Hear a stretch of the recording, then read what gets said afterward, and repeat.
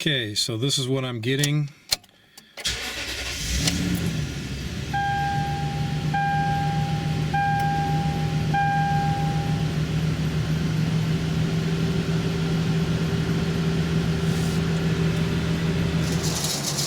So my truck began throwing that error code, and I scanned it, and it came up as this.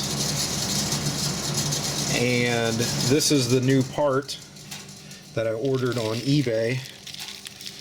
This is the switching valve, and there's the part number.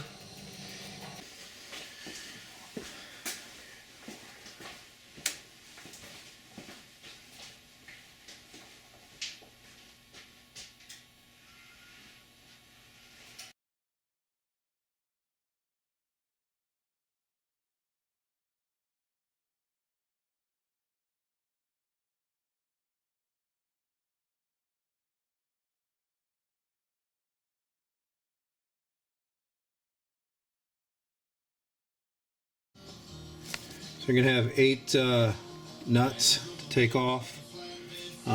Right here, one. Then let's see here. See that one there. Okay, so here we are. Got the intake manifold off of the motor. That switching valve sits right there. Okay, so we'll take care of that next. I'm going to cover up these intakes here just to make sure nothing falls down into the motor. I'd hate to have a screw or something like that fall down in there, so I'm going to cover those up. When you do this, make sure that you mark any of the hoses or the connectors that are coming out of the intake manifold. Okay, so the biggest problem with getting this off was honestly those harnesses right there. Those were a pain because you couldn't see them. You had to do it all by feel.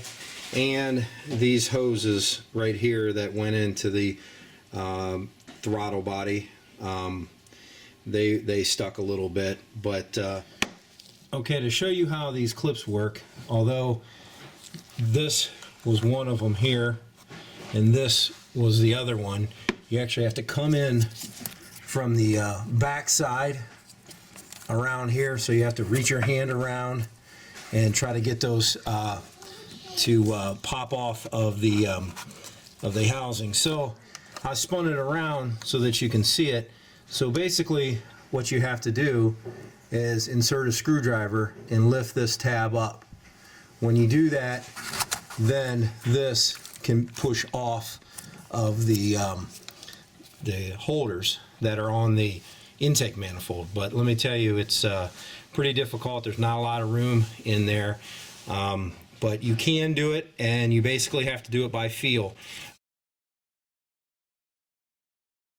Okay, so here we are. We got the switching valve out. There it is right there. The hardest thing here was there's a screw on the side of the exhaust that comes in there, right there. That sucker is right up against the head, and so that's the last one I took out.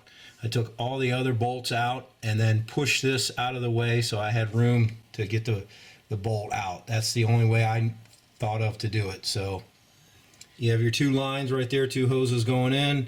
There's 3 electrical connectors, and on here, the 3 bolts that hold it in, you got one here, and then a long one that goes in the middle here.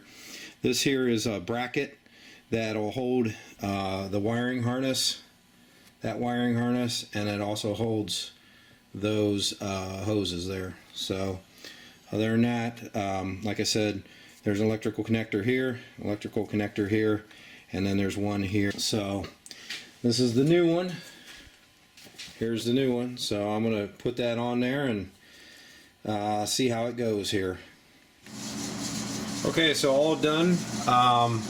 Put the intake manifold back together, hooked up all the hoses, the air intake, throttle body, the hoses on that. This wasn't extremely difficult. It was just time consuming. Getting some of these bolts, especially the ones way back in the back, that's pretty tough.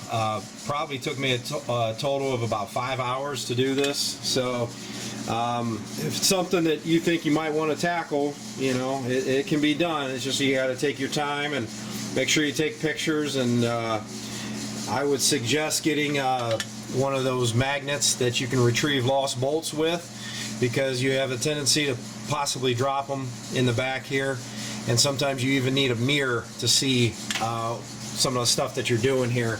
But I disconnected the negative cable, reconnected it, cleared the codes. I did take it out for a test drive, and right now there's no check engine lights or anything on, and I'll show that here in a second.